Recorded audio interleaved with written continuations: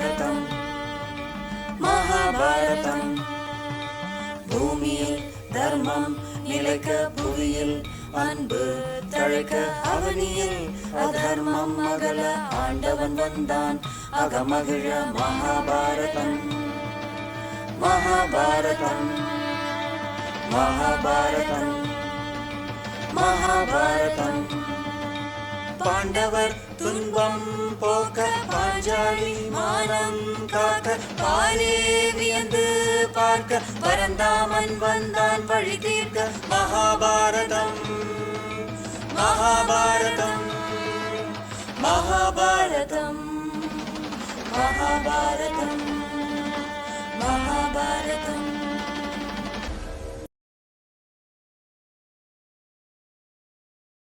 ஆனந்த சந்திரிகையின் அன்பான வாசகர்களுக்கு வணக்கம். இந்த மகாபாரத தொடரை வாசிப்பது உங்கள் வீணா ஹரிஹர். கடந்த அத்தியாயத்துல துருபதனும் பாண்டவர்களும் யுத்தத்திற்கான ஆயுதங்களை செய்ய தொடங்கினார்கள் என்றும், துரியோதனனிடம் துருபதன் தன் புரோகிதரை தூதனாக அனுப்பி வைத்தார் என்றும் கேட்டோம். இந்த அத்தியாயத்துல என்ன நடக்க இருக்கு தெரிஞ்சுக்க ஆவலா இருக்கீங்களா? வாங்க படிக்கலாம். அத்தியாயம் 46. பார்த்த சாரதி. பாண்டவர்கள் தூதரை சமாதான பேச்சிற்காக ஹஸ்தினாபுரம் அனுப்பிவிட்டு பதிலுக்காக காத்திருக்காமல் தங்களுக்கு ஆதரவாக இருக்கும் அனைத்து மன்னர்களுக்கும் படையை திரட்டி தயாராக்குமாறு சொல்லி அனுப்பினார்கள். கிருஷ்ணனின் ஆதரவை பெற துவாரகைக்கு அர்ஜுனன் நேரில் சென்றான். தன்னுடைய ஒற்றர்களால் வாசுதேவன் ஊருக்கு திரும்பினான் என்பதை அறிந்த துரியோதனன் வேகமாக குதிரைகளை பூட்டி ரதத்தில் துவாரகைக்கு சென்றான். இருவரும் ஒரே தினத்தில் துவாரகைக்கு வந்து சேர்ந்தார்கள். உறவு மற்றும் நட்பின் அடிப்படையில் பாண்டவர்களும் கௌரவர்களும் கிருஷ்ணனிடமும் பலராமனிடமும் சம உரிமை கொண்டவர்கள். இவர்கள் இருவருக்கும் போர் என்ற நிலை வந்தால் இருவரும் யாரை ஆதரிப்பார்கள்? கதையில் இந்த இடத்திலிருந்து கிருஷ்ணனின் வேலைகள், வேலைகள் என்பதை விட லீலைகள் என்று சொல்லலாம், தொடங்குகிறது. இவர்கள் இருவரும் வருவதைக் கண்ட கிருஷ்ணன் படுக்கை அறைக்கு சென்று தூங்குவது போல் படுத்து கொண்டான். இருவரும் நெருங்கிய உறவினர்கள் என்பதால் கிருஷ்ணனின் படுக்கை அறைக்கு சென்று அவன் விழிப்பதற்காக காத்திருந்தார்கள். முதலில் உள்ளே நுழைந்த துரியோதனன் கிருஷ்ணனின் தலைப்பகுதியில் இருந்த ஒரு சிறந்த ஆசனத்தில் அமர்ந்து கொண்டான். பின்னால் நுழைந்த அர்ஜுனன் கிருஷ்ணனின் காலடியில் காத்திருந்தான்.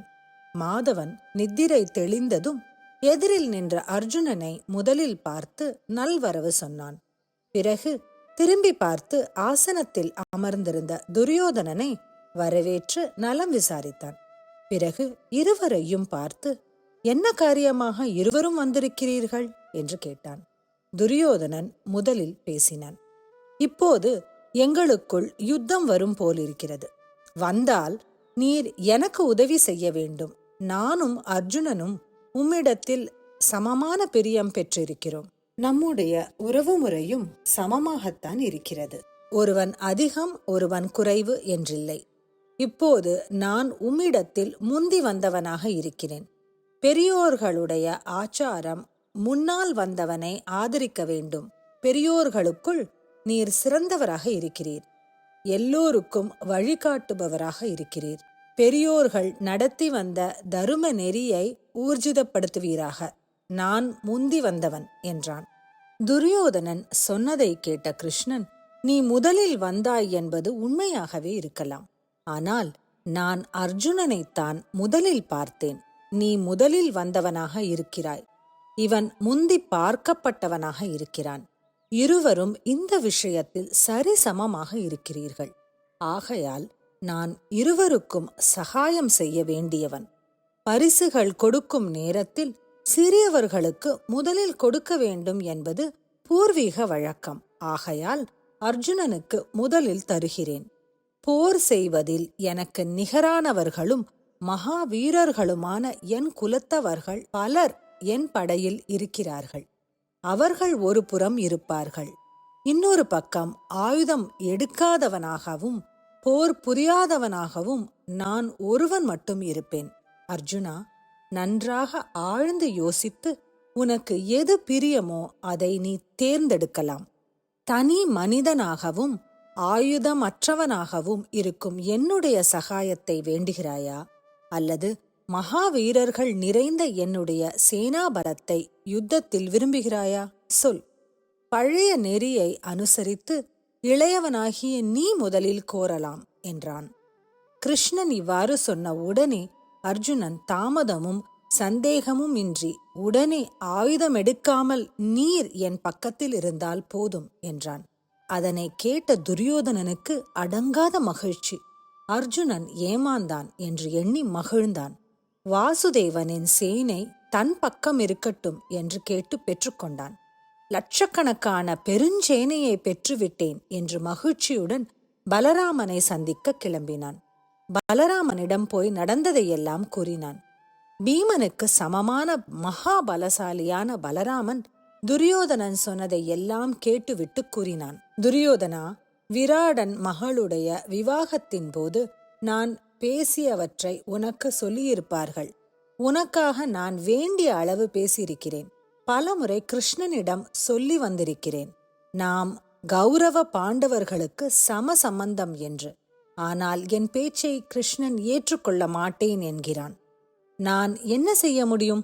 கிருஷ்ணன் சேராத இடத்தில் நான் கணங்கூட இருக்க முடியாது. நான் அர்ஜுனனுக்கு உதவ மாட்டேன், உனக்கும் உதவி செய்ய முடியாது. கிருஷ்ணனுக்காக இவ்வாறு தீர்மானித்து விட்டேன் என்றான். துரியோதனா, நீ மேன்மை பெற்ற குலத்தில் பிறந்திருக்கிறாய். அரசர்களெல்லாம் உன் வம்சத்தை பூஜிக்கிறார்கள். க்ஷத்ரிய தர்மத்திற்கு இசைந்த முறையில் யுத்தம் செய் போ என்றான். துரியோதனன், அர்ஜுனன் நன்றாக ஏமாற்றப்பட்டான். துவாரகையின் பெருஞ்சேனையை நான் பெற்றுவிட்டேன். பலராமனுடைய பிரியமும் எம்பால் இருக்கிறது. வாசுதேவனும் சேனையற்றவனாக செய்யப்பட்டான் என்று எல்லா விதத்திலும் நான் வெற்றி அடைந்ததாக எண்ணி மகிழ்ந்து ஹஸ்தினாபுரம் திரும்பினான். துவாரகையில் கண்ணன், தனஞ்சயா, சேனாபலத்தை விட்டுவிட்டு ஏன் இவ்விதம் தீர்மானித்தாய்? அர்ஜுனனிடம் கேட்டான். அதற்கு அர்ஜுனன், நீர் அடைந்ததை போன்ற புகழை நானும் அடைய விரும்புகிறேன். நீர் தனியாகவே நின்று எல்லா அசுர கூட்டத்தையும் ஒடுக்கும் சக்தி படைத்தவராகி இருக்கிறீர். நானும் ஒருவனாகவே நின்று இவர்கள் எல்லோரையும் வெல்லும் சக்தியுடையவனாக இருக்கிறேன். நீர் ஆயுதம் எடுக்காமல் எனக்கு தேர் மட்டும் ஓட்டி நான் வெற்றி பெற வேண்டும். இதை வெகு காலமாக நான் ஆசைப்பட்டு வந்திருக்கிறேன். இந்த விருப்பத்தை நீர் இன்று பூர்த்தி செய்தீர் என்று சொன்னான். இவ்வாறு பார்த்தன் சொன்னதை கேட்ட வாசுதேவன் சிரித்து கொண்டு, என்னுடன் போட்டி போடுகிறாயா? இது உனக்கு தகுந்ததே ஆகும் என்று ஆசிர்வதித்து அவன் தீர்மானித்ததை பாராட்டினான். இதுவே கண்ணன் பார்த்தனுக்கு சாரதியாக மாறிய கதை. இந்த கதை பாண்டவர்களின் வெற்றிக்கு அடிப்படையானது. மகாவீரர்களான பாண்டவர்களால் கௌரவர்களை கிருஷ்ணன் இல்லாமல் வென்றிருக்க முடியாதா?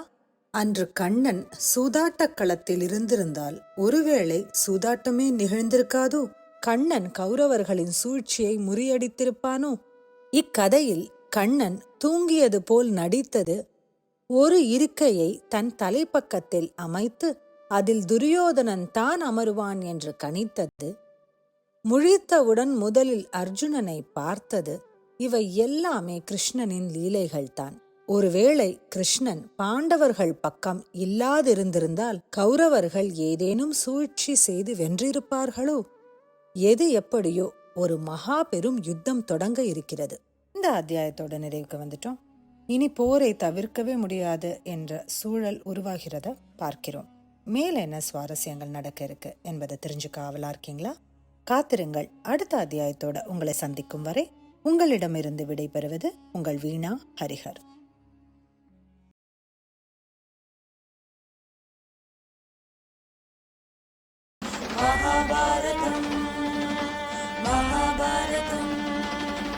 ஆத்திரம் கொண்டோர் அழிய ஆணவத்தால் அவர் ஒழிய சாகசம் புரிந்தான். கண்ணன் சரித்திரம் படைத்தான்.